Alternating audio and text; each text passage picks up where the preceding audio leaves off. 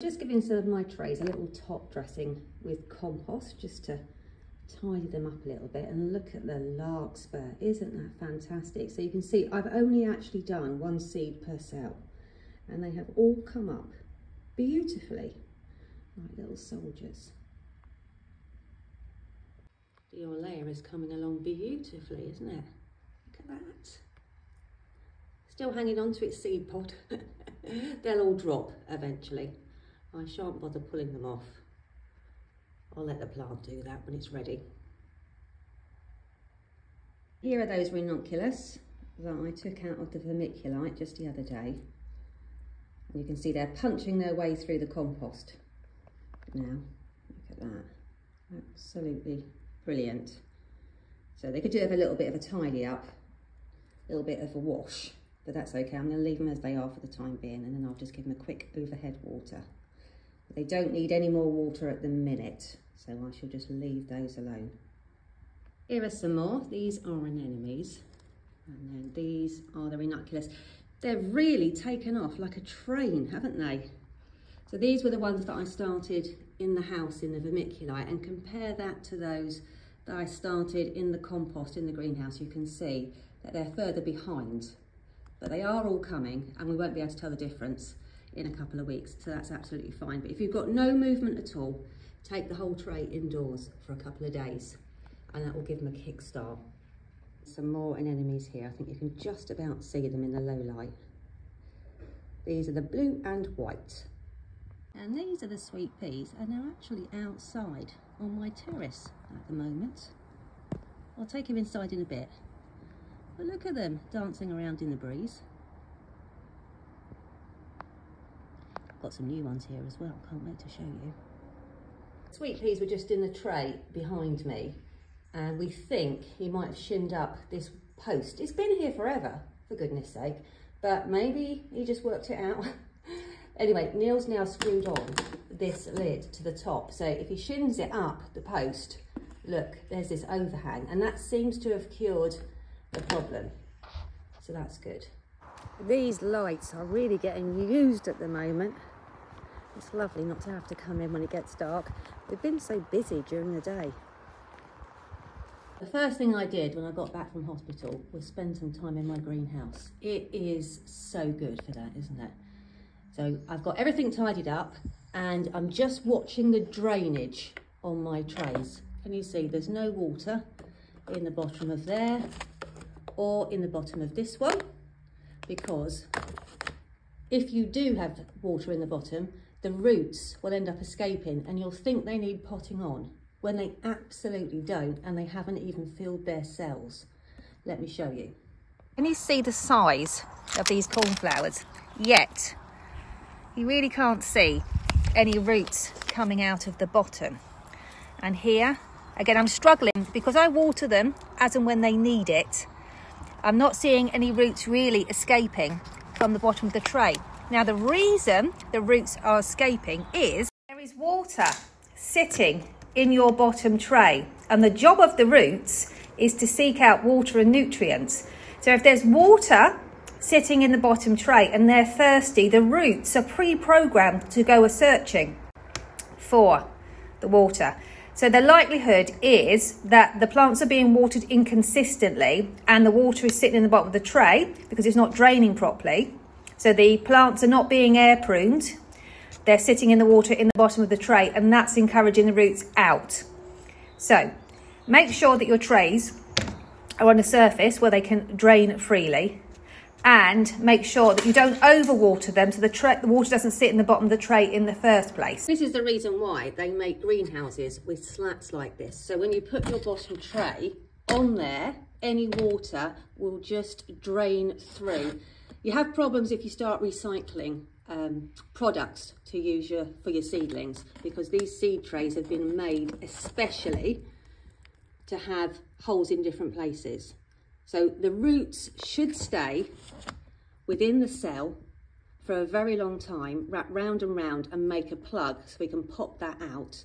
However, if you inconsistently water, the water ends up in the bottom of the tray instead. All the roots will then just nip round, and then you'll have no choice but to rip them to pieces to get them out. So just make sure that they're not sitting on a flat surface like the floor. Now, if you run out of room and you need to use the floor, I have as well. Look, I've put an upside down crate here. So an upside down seed tray, even a couple of blocks of wood underneath this tray, just to keep it off the floor, because as we head into winter, the evaporation, the plants will not dry out. They'll just stay damp for a really long time, and that's how you can rot your plants. So if you haven't got a shelf, an upside down seed tray, these are my cornflowers as they are now, so not nearly as big as that video, but I wanted to show you how big they should be able to get before the roots start escaping into the bottom tray. So hopefully that's helpful for you. We just have to be really careful over the winter, because that's how you rot your plants. They haven't got enough airflow. It's the same with the sweet peas. So they're in their pots. I put them in a crate because pots all over the greenhouse is difficult, isn't it? Otherwise I could fall over. So I put them in a crate and they're on the shelf. So all that will happen is if the roots start escaping from the bottom, they'll get air pruned. So they'll stick out the bottom. They'll find it's just fresh air, and then they will retreat back into the pot, and the roots will stay in the compost where the nutrients and the water are. This is my larkspur, but also this is my larkspur. You've got plenty of time to sow it. It'll all catch up with each other.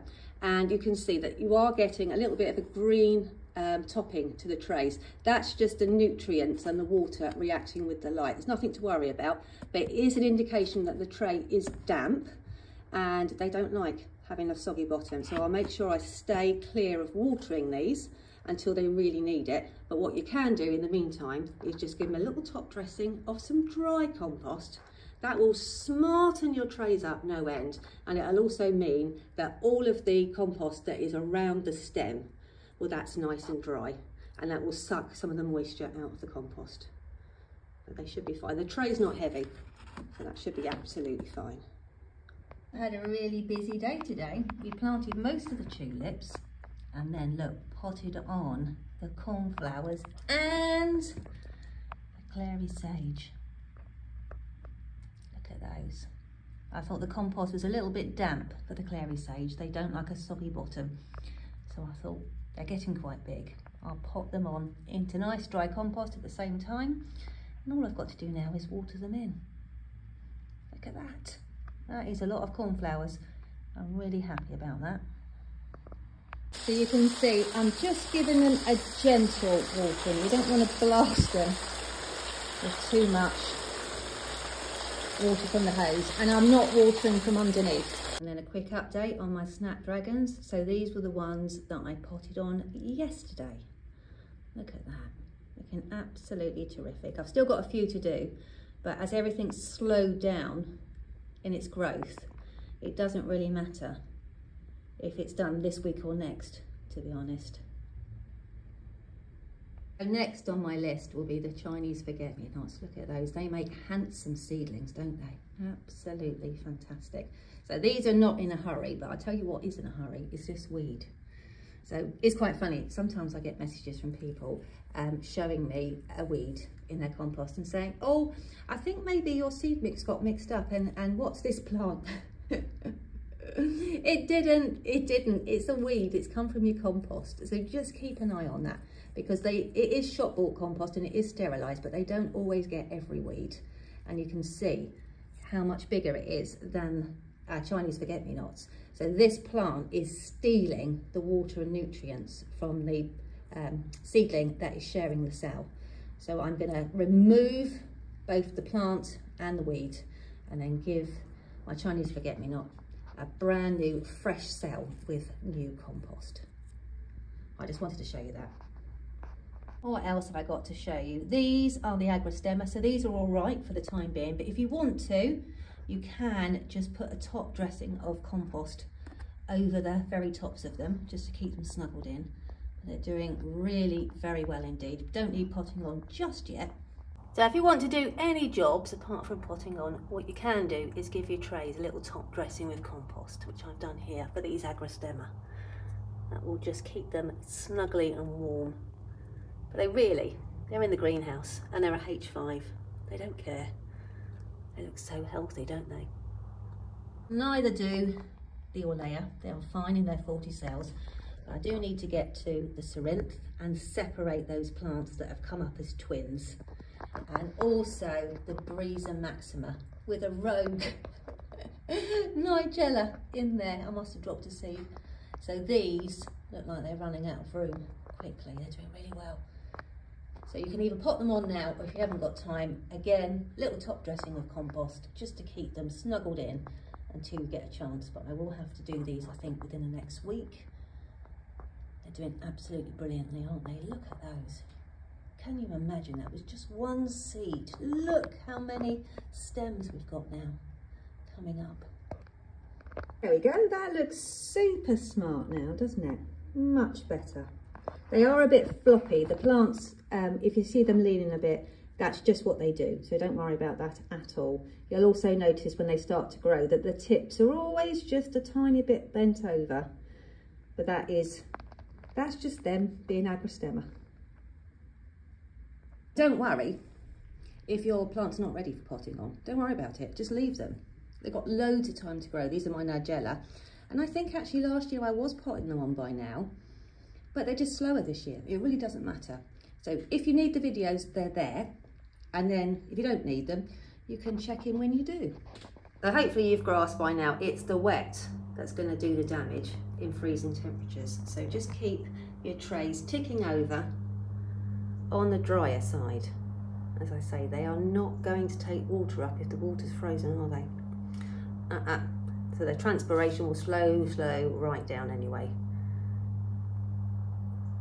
And here I've got my clary sage, which I potted on just a day or so ago. And looking at my videos, they were bigger last year.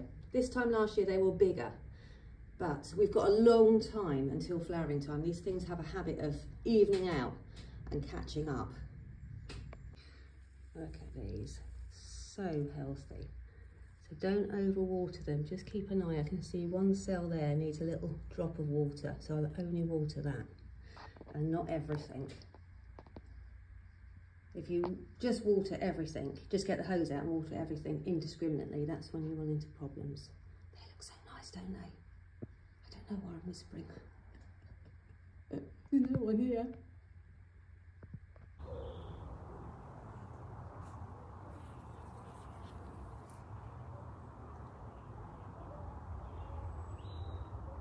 When you're picking, just remember, don't pick stems and cut them in the middle like this, because you'll get dieback. This stem won't be able to do anything and it will start dying back, and it could die back into the plants. So make sure, whatever you do, that you cut them down to a junction. So follow the stem down, and then once you get to a junction, that's where you can cut them.